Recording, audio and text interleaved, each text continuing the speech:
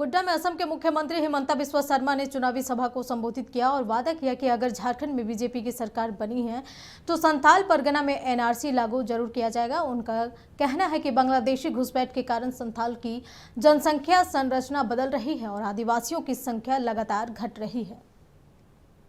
साल से भारत हिंदू का राष्ट्र रहा है। हम हिंदू हैं, हम हिंदू रहेगा। हम गर्व से बोलेगा हम हिंदू हैं, हम हिंदू रहेगा।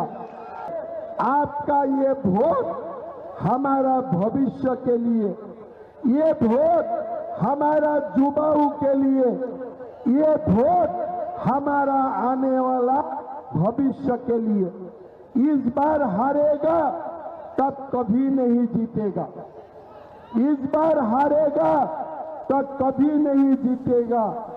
एक रहेगा तो सेफ रहे।